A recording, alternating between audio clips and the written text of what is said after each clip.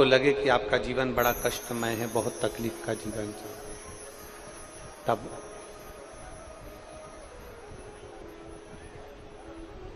अपने घर के बाहर कोई गमला हो, कोई स्थान हो, कोई पेड़ वृक्ष हो, उसकी मिट्टी को शिवलिंग के रूप में निर्मित करो। शिव जी की 5 बेटियां, आप भी हमारे साथ बोलेंगे, जया, विषहरा, श्यामली बारी, दौतली, देव। शंकर जी की 5 बेटियों का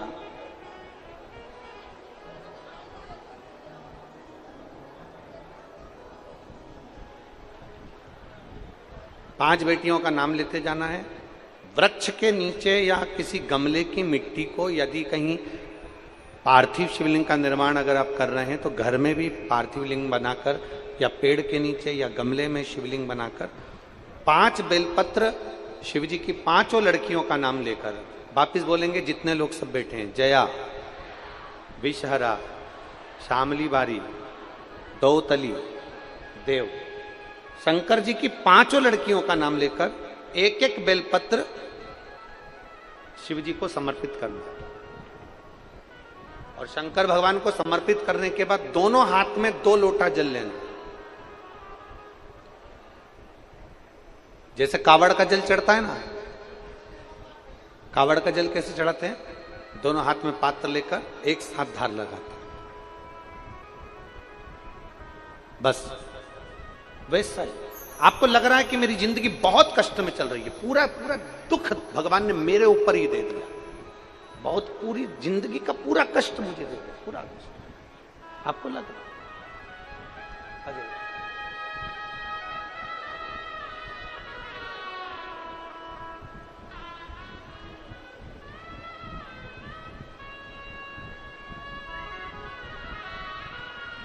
अब बेटी ठीक है?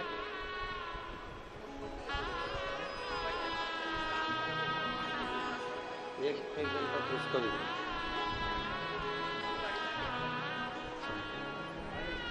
आप ही की बेटी है जो 11 साल तक लगातार हर महीने खून चढ़ा है, ब्लड चढ़ा है, और बाबा की कृपा आज आपकी पोती है। अब 1 वर्ष से उसके शरीर में ब्लड नहीं चढ़ा और डॉक्टर ने कहा कि ब्लड चढ़ाने की जरूरत नहीं है, जिसको 11 साल तक रेगुलर ब्लड चढ़ा, 11 साल से लगातार हर महीने खून चढ़ रहा है, शिव तत्व। तो आपको लगे कि मेरी जिंदगी बड़ी दुखमय, बड़ी कष्टमय, बहुत तकलीफ चल रही, किसी वृक्ष के नीचे, किसी गमले में या अपने घर में पार्थिव लिंग का निर्माण, पार्थिव, और पार्थिव लिंग का निर्माण कर 5 बेलपत्र शंकर भगवान पर उनकी 5 लड़कियों का नाम लेकर समर्पित करो। जया, विषहरा, श्यामली बारी, दौतली, देव। 5 बेटियों का नाम लेकर 5 बेलपत्र समर्पित कर हाथ में 2 लोटा जल लेकर शिव जी पर एक साथ धीरे धीरे धार लगाइए और एक घी का दीपक लगाकर प्रार्थना कर 5 बेलपत्र उठाकर अपने घर में लेकर आ जाइए। 2.5 महीने, ज्यादा से ज्यादा हम बोल रहे हैं 2.5 महीने, पर विश्वास करता है कि 15 दिन में वो दुख मिटेगा ही, वो तकलीफ कटेगी, वो कष्ट मिटेगा 15।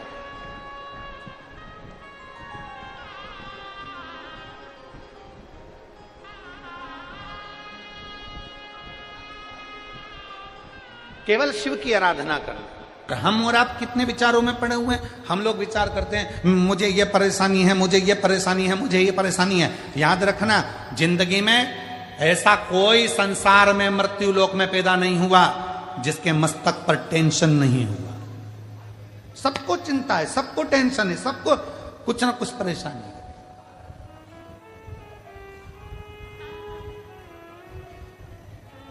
पर क्या करें, किसको करें?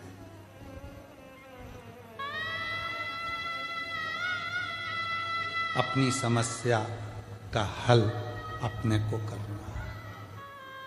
हमने पहले भी एक बात कही थी, आज फिर कह रहे हैं, इधर एक माता जी बैठी हैं, उनको बहुत तेज छींक आ रही है।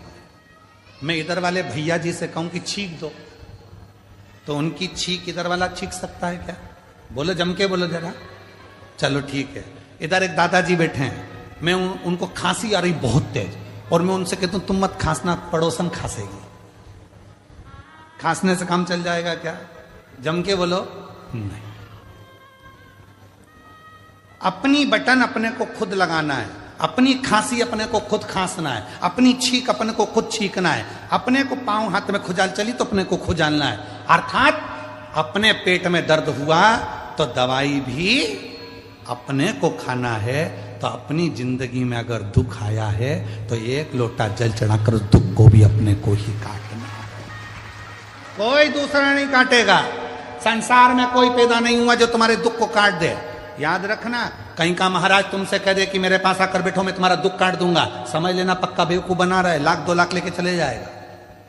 सब बेवकूफ बना रहा है। कोई किसी का दुख नहीं काट सकता। संसार में कोई पैदा नहीं हुआ कि किसी का दुख काट दे। भगवान राम की जिंदगी में भी दुख आया था, 14 वर्ष का वनवास आया था। बड़े बड़े गुरु उनके पास में थे, विद्वान उनके ऋषि उनके पास में थे, वो भी राम जी का दुख नहीं काट पाए। क्यों? राम जी ने पूछा मेरी जिंदगी में दुख आया, सीता मैया की जीवन में दुख आया था, इतने बड़े बड़े उनके पिता जनक जैसे विद्वान थे, तो दुख का नहीं काट पाए। क्यों? क्योंकि जो हमारे पिछले कर्म का भोग है वो हमको खुद भोगना पड़ेगा, अपना दुख खुद को काटना पड़ेगा, कोई नहीं काटे। सारी समस्या का हल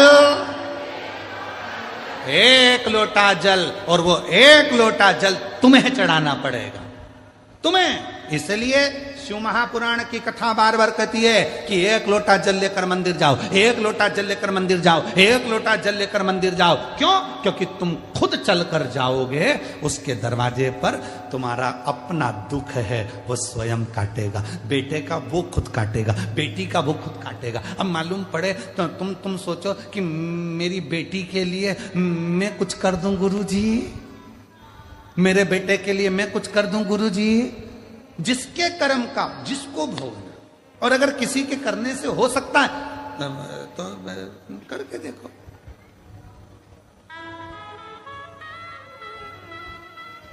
शादी में कौन कौन जाते हैं? हाथ उठाओ जितने लोग शादी में जाते हैं, जम के हाथ उठाओ जरा सभी लोग। हाँ उठा लिए, धर लो वापिस। शादी में खाना खाते हो, भोजन करते हो, हाथ तो उठाओ। हाँ ठीक है।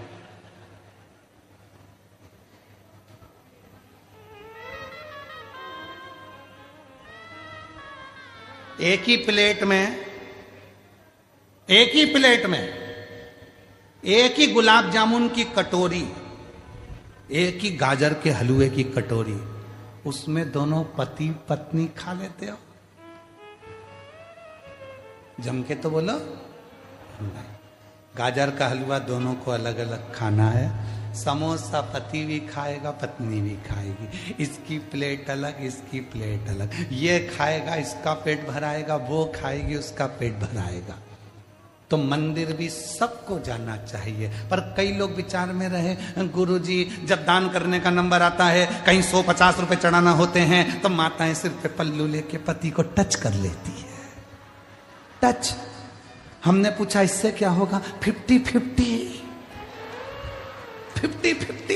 तो हमने कहा ठीक है। अब मिल कहीं की शादी में, और जो शादी में मिली उसके हाथ में प्लेट थी पति के हाथ में, हमने उसकी पत्नी से कहा टच कर ले, वो खाएगा तुझे मिल जाएगा। समोसा वो खाएगा मिलेगा तुझे, गाजर का हलवा वो खाएगा मिलेगा तुझे। अपनी आइसक्रीम अपने को साफ करना है, अपना दुख अपने को मिटाना है, दूसरे की सामर्थ्यता नहीं। ये तुम लोग जो ढोंग प्रपंच में फंस जाते हो, आडंबर में फंस जाते हो, कहीं का आकर कह देता मेरे पास आकर बैठो, मैं तुम्हारी पूरी जिंदगी संवार दूंगा, मैं तुम्हारा दुख मिटा दूंगा। उसका बापड़े का तो खुद नहीं मिट रही जो तुम्हारा मिटाने चला।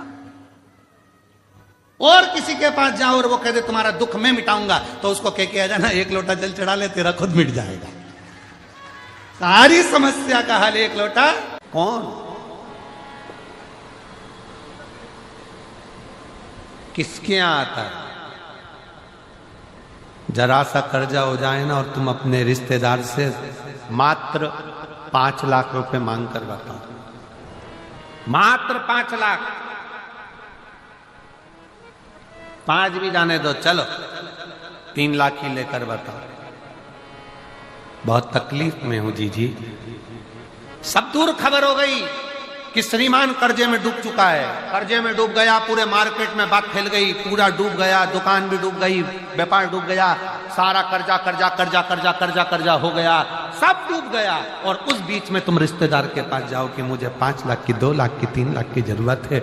रिश्तेदारों को मालूम पड़ गया कि ये कर्जे में है, बहुत डूब चुका है, कुछ नहीं बचा। बहन के पास जाओ, रिश्तेदारों के पास जाओ तो बहन के ही बच्चे कहते थे मम्मी देना मती, पूरा मार्केट में डूबा पड़ा हुआ है, बिल्कुल कुछ नहीं है, लौटाएगी कहां से मासी, देगा कहां से मामा, काका क्या करेगा, कैसे देगा, कोई नहीं देगा साहब, कोई नहीं।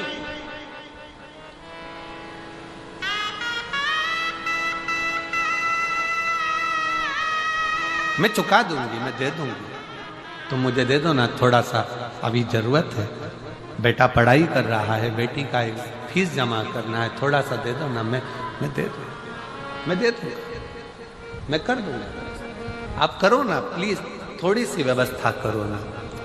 हे मेरी जीजियों, सबके पास जाकर देख लो, फिर आखिरी में जब कहीं से कोई व्यवस्था ना हो, तब एक दुर्वा, एक बेलपत्र, एक लोटा जल, दुर्वा सुख सुंदरी पर, बेलपत्र शिव पर और एक लोटा जल दक्षिण में खड़े होकर उत्तर की ओर मुख कर शंकर को चढ़ाना चालू कर दो। फिर देखो 5 की नहीं 10 की व्यवस्था वो कर दो।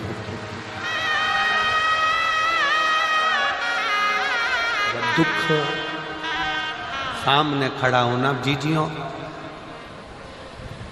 एक दुर्वा, एक बेलपत्र, एक लोटा जल, दुर्वा चढ़ाओ अशोक सुंदरी वाली जगह पर, डंडी रहे उधर शिव की तरफ, दुर्वा की खिला हुआ भाग, एक बेलपत्र शंकर के शिवलिंग पर और खड़े हो जाओ, दक्षिण में बैठ जाओ, दक्षिण में उत्तर की ओर मुख कर दोनों हाथों से शंकर को जल चढ़ाना प्रारंभ करो।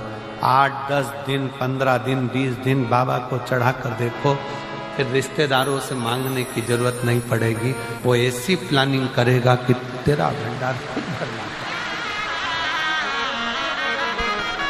कोई जाए जो काशी में मेरा पैगाम ले जाए, बस हृदय से उसको पुकारो।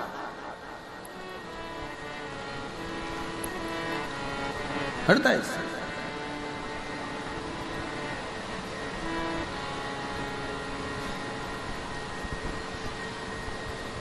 और जब हृदय से पुकारोगे तो शिव तक कैसे ना, दृष्टि चरण पर लगी रहे, दुख है ना आने दो। कई लोग कहते हैं शिव जी की पूजन में गंगा का जल होना जरूरी है।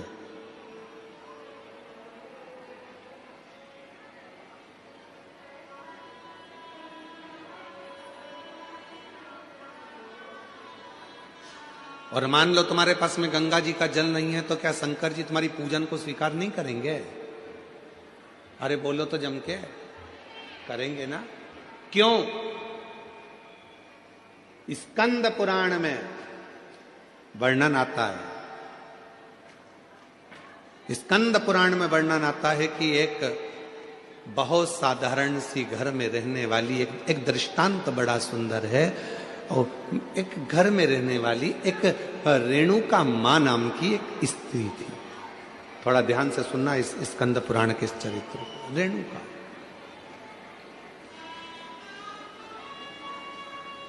वो रेणुका मां के पास में कुछ भी नहीं था। उसकी एक बेटी थी सुकन्या कर। रेणुका मां की एक बेटी थी सुकन्या, बड़ी सुंदर थी। और रेणुका मां भी शंकर भगवान की पूजन करती थी और सुकन्या भी शिव जी की पूजन करती थी। सरल विधि से पूजन करते थे। मंदिर जाते थे तो जाते जाते कोई वृक्ष की पत्तियां मिल जाती थी, वो शिव जी को चढ़ा देते थे।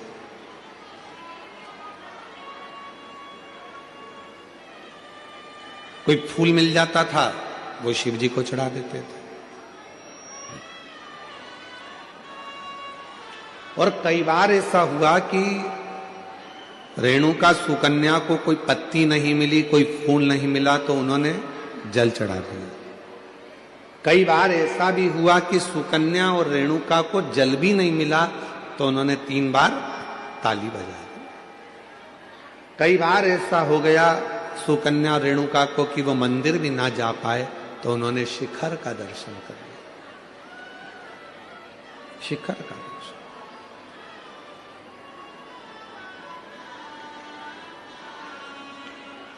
एक दिन रेणुका और सुकन्या दोनों बैठी हुई थी, और रेणुका सुकन्या बैठी हुई थी, और वहीं से एक संत का निकलना हुआ। बड़े विरक्त संत थे, शंकर जी के परम भक्त थे वो भी। स्कंद पुराण का ये बहुत सुंदर दृष्टांत है, अपनी जिंदगी में उतारिएगा। रेणुका सुकन्या बैठी है और वहीं से संत का निकलना हो रहा। विरक्त थे, शिव के परम उपासक थे। उनके मुख से नित्य प्रति ओम नमः शिवाय, ओम नमः शिवाय, ओम नमः शिवाय, ओम नमः शिवाय जपा करते।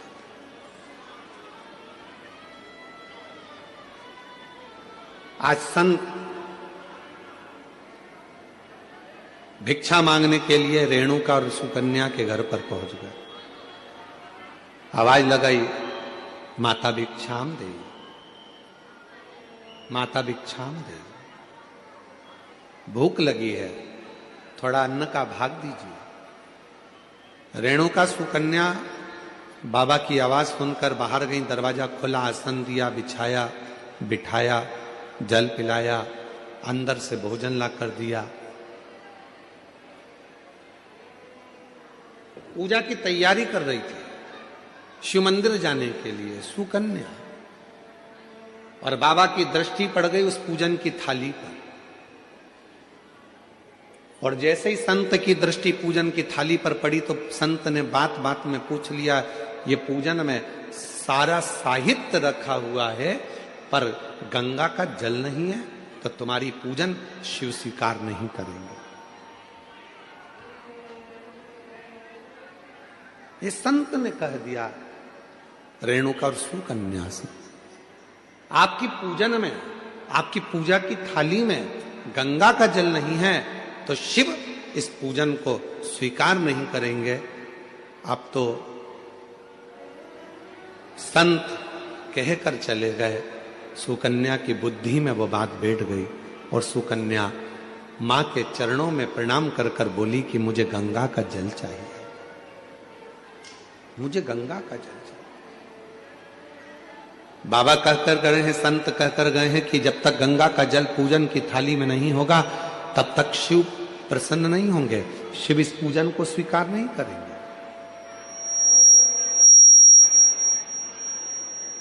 अगर भगवान शंकर को पूजन स्वीकार करना है, अगर भगवान शंकर को पूजन स्वीकार करना है, तो